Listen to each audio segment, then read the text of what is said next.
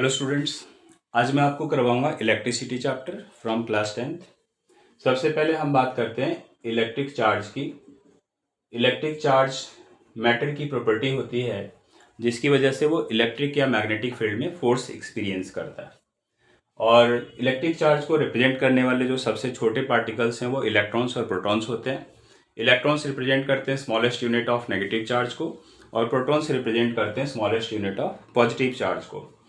1 electron पे 1.6 into 10⁻⁻19 column electric charge होता है नेगेटिव। और 1 कॉलम में अगर आप कैलकुलेट करेंगे तो ये वैल्यू आएगी 6.25 इंटू 10⁻18 इलेक्ट्रॉन्स, जिसे आप रफली 6 इंटू 10⁻18 इलेक्ट्रॉन्स भी लिख सकते हैं। नेक्स्ट टर्म आ जाता है हमारा इसमें conventional direction of electric current. तो कन्वेंशनली इलेक्ट्रिक करंट का डायरेक्शन लिया जाता है positive electrode to negative electrode और opposite to the direction of flow of electrons. Negative और पॉजिटिव इलेक्ट्रोड्स सेल के अंदर होते हैं। इस तरह से हम इन्हें रिप्रेजेंट करते हैं। जो बड़ी लाइन है उसको हम पॉजिटिव इलेक्ट्रोड दिखाते हैं और छोटी लाइन को नेगेटिव इलेक्ट्रोड दिखाते हैं। अगर आप इन्हें कनेक्ट कर दें एक वायर के थ्रू किसी बल्ब से और एक की के साथ, तो की को इंसर्ट करने पे या स्विच ऑन करने पे इलेक्ट्रिक करंट का फ्लो होता है और positive electrode to negative electrode ये फ्लो होता है। तो ऐसे क्लोज्ड और कॉन्टिन्यूस पाथ को हम कहते हैं इलेक्ट्रिक सर्किट। ठीक है, तो electric circuit is a closed end continuous path for the flow of electric current. Next हम आपको पढ़ना है इलेक्ट्रिक करंट क्या है। इलेक्ट्रिक करंट को हम रिप्रेजेंट करते हैं आई से। ये होता है amount of charge passing through a conductor per unit time. इसे सिंबॉलिकली दिखा सकते हैं हम I equals to Q upon T. Q होता है अमाउंट ऑफ चार्ज और टी टाइम है। ठीक है, तो electric current is the amount of charge passing through a conductor per unit time. Next इसके लिए फिर ऐसा यूनिट आ जाता है। इलेक्ट्रिक करंट के लिए ऐसा यूनिट है एम्पियर। तो 1 एम्पियर को अगर डिफाइन करें तो 1 एम्पियर हो जाएगा 1 coulomb charge passing through a conductor per second या फिर per unit time.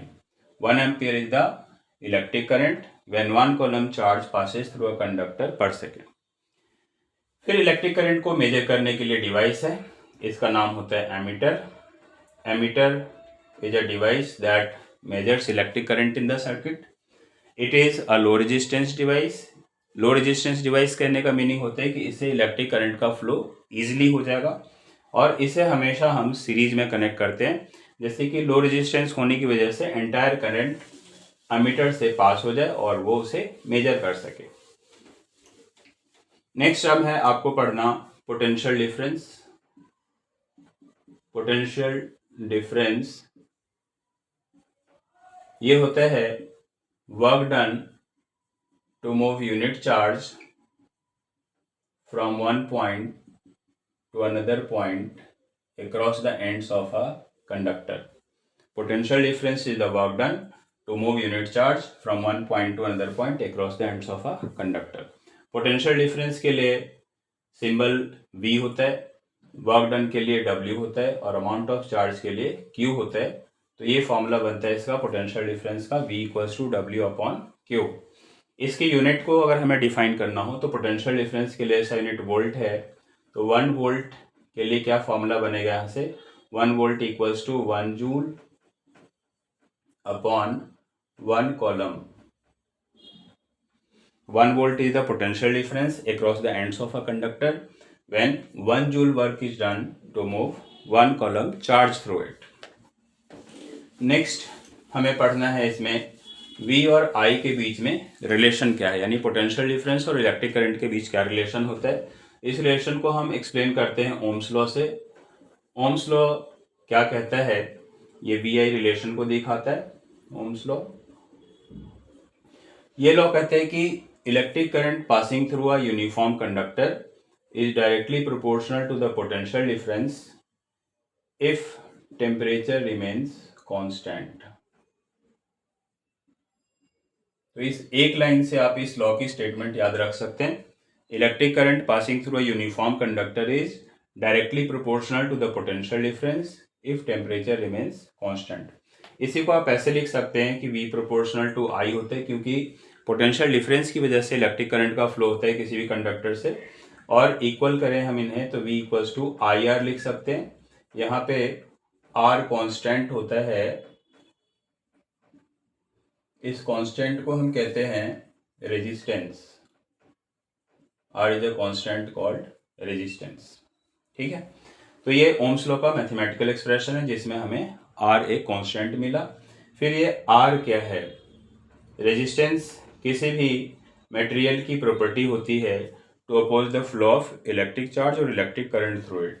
Resistance is property of a material to oppose the flow of electric charge through it.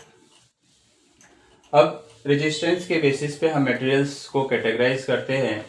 कुछ मटेरियल्स होते हैं जिन्हें हम कहते हैं कि they are good conductors of electricity.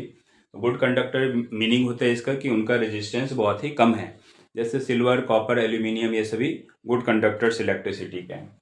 ऐसे पुअर कंडक्टर्स भी हो सकते हैं, जिन मटेरियल्स का रेजिस्टेंस बहुत ही ज़्यादा होता है उन्हें हम कहेंगे कि वो पुअर कंडक्टर्स होते हैं, जैसे लेड और मर्क्यूरी, ये पुअर कंडक्टर्स काउंट हो जाएंगे। ऐसे ही नॉन कंडक्टर्स जो इलेक्ट्रिसिटी को बिल्कुल ही कंडक्ट ना करें, इनका रेजिस्टेंस इन्फिनाइटली हाई होगा। तो ऐसे मटेरियल्स में रबर आ जाएगा, ग्लास आ जाएगा, और ड्राई वुड, ये सभी नॉन कंडक्टर्स में आ जाएंगे। अब रेजिस्टेंस का हमारे पास फॉर्मूला क्या मिल रहा है? ओम्स लॉ से हमने देखा V equals to I R होता है, तो R इक्वल्स टू हो जाएगा V अपॉन I। रेजिस्टेंस के लिए ऐसा यूनिट है ओम।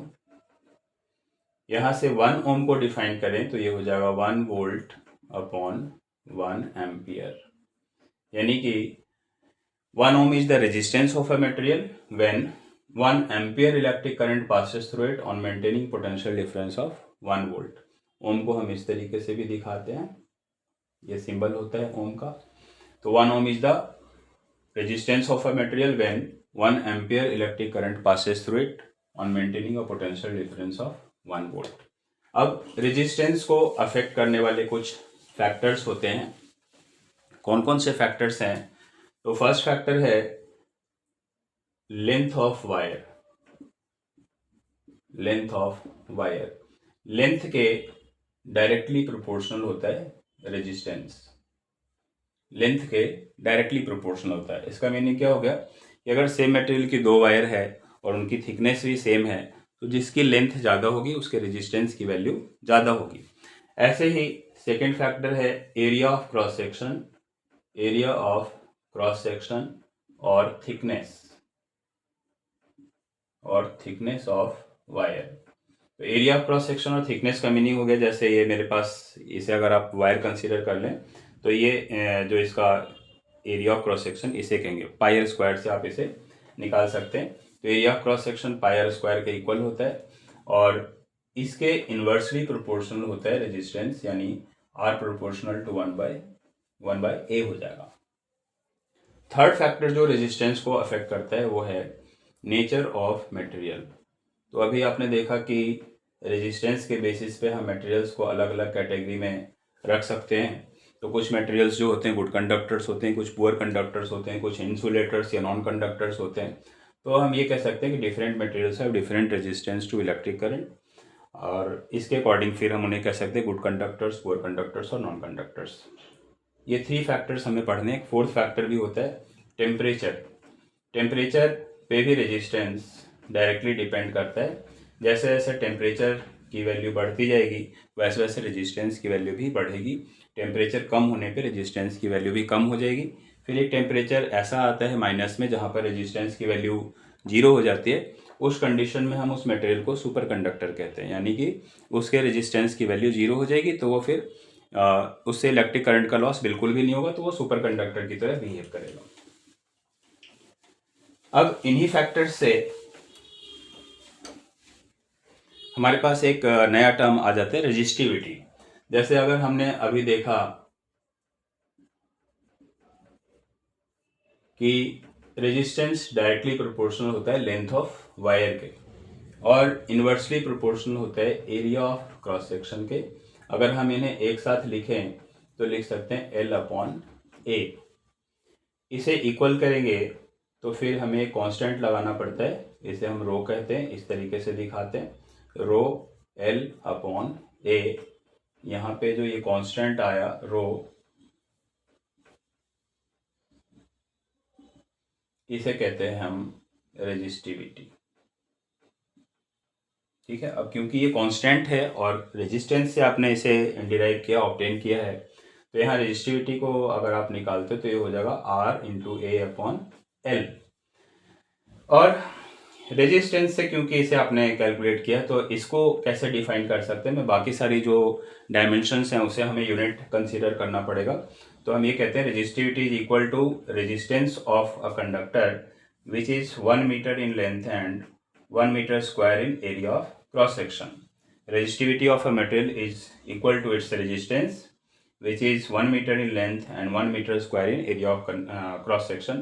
यानी कि अगर आपके पास कोई मटेरियल है उसकी लेंथ 1 मीटर है और इसकी जो थिकनेस है, ये थिकनेस जो है या क्रॉस सेक्शन एरिया ये 1 मीटर स्क्वायर है, तो इसके रेजिस्टेंस को ही हम रेजिस्टिविटी कहेंगे। अब यहाँ पे रेजिस्टिविटी को अफेक्ट करने वाले कौन कौन से फैक्टर्स हैं, ये बातें हमें पता होनी चाहिए। तो ये ध्यान रखेंगे कि resistivity does not depend on dimensions like length और एरिया ऑफ क्रॉस सेक्शन, क्योंकि इसमें तो आपने इन्हें फिक्स कर दिया, यूनिट कंसीडर कर लिया। तो it depends on the nature of material and temperature. दो फैक्टर्स हैं जिन पे इसकी वैल्यू डिपेंड करेगी। Resistivity depends on the nature of material and temperature, it does not depend on length of wire और area of cross section. Dimensions पे ये depend नहीं करता। फिर रेजिस्टिविटी के बेसिस पे हम मटेरियल्स को देखें अगर, तो जो कंडक्टर्स होते हैं उनकी रेजिस्टिविटी बहुत लो होगी और जो नॉन कंडक्टर्स हैं, पुअर कंडक्टर्स, नॉन कंडक्टर्स की तो इन्फिनेटली हाई हो जाएगी वैल्यू, जो पुअर कंडक्टर्स हैं उनकी रेजिस्टिविटी भी काफ़ी ज़्यादा होती है। अब यहाँ पे हमारी बुक में कंपेयर किया गया है जो मेटल्स होते हैं वो और एलॉयज़ को। तो मेटल्स से एलॉयज़ की रेजिस्टिविटी अप्रॉक्सीमेटली 100 टाइम्स ज़्यादा होती है, उससे भी ज़्यादा हो सकती है। एक क्वेश्चन है आपकी बुक में कि हम एलॉयज़ को यूज़ करते हैं, एलॉयज़ में आप ये ध्यान रखोगे नाइक्रोम, एलॉयज़ और नाइक्रोम, तो इसे हम यूज़ करते हैं इन इलेक्ट्रिकल हीटिंग अप्लायंसेस। तो इलेक्ट्रिकल हीटिंग अप्लायंसेस में हम एलॉयज़ क्यों यूज़ करते हैं, तो इसकी दो वजह हैं। फर्स्ट है कि जो एलॉयज़ होते हैं उनकी रेजिस्टिविटी बहुत ही हाई होती है। हाई रेजिस्टिविटी की वजह से क्या होगा, they will generate a large amount of heat energy on passing electric current. और सेकेंड जो कॉज है एलॉयज़ को इलेक्ट्रिकल हीटिंग अप्लायंसेस में यूज़ करने की, वो है इनका high melting point. High melting point की वजह से ये हाई टेम्परेचर पे भी ईजिली ऑक्सीडाइज नहीं होंगे या मेल्ट नहीं होंगे। तो ये दो प्रॉपर्टीज हैं जिसकी वजह से हम एलॉयज़ को इलेक्ट्रिकल हीटिंग अप्लायंसेस में यूज़ करते हैं। नेक्स्ट एक छोटा सा टर्म आपको पढ़ने को दिया गया है, वेरिएबल रेजिस्टेंस। वेरिएबल रेजिस्टेंस जो डिवाइस होगा उसे हम कहेंगे variable resistor. Variable resistance property है उस डिवाइस की। ये वेरिएबल रजिस्टर जो है वो एक डिवाइस होता है विच changes the amount of electric current in the circuit without affecting voltage source. बिना सेल को या बैटरी को चेंज किया आप इसकी हेल्प से अमाउंट ऑफ इलेक्ट्रिक करंट को सर्किट में चेंज कर सकते हैं। ऐसा ही वेरिएबल रजिस्टर एक रियोस्टेट होता है जो हमारे सर्किट में रेजिस्टेंस को चेंज करने के काम आता है। ठीक है, तो वेरिएबल रजिस्टर के लिए रेजिस्टेंस के लिए हम इस तरह से दिखाते हैं, इसका सिंबल ये होता है और इस तरीके से भी दिखा सकते हैं आप, रियोस्टेट को इस तरीके से दिखा सकते हैं। ठीक है, आज के लिए इतना ही है। इसका नेक्स्ट पार्ट हम देखेंगे, आपको मैं नेक्स्ट वीडियो बनाकर सेंड करूँगा।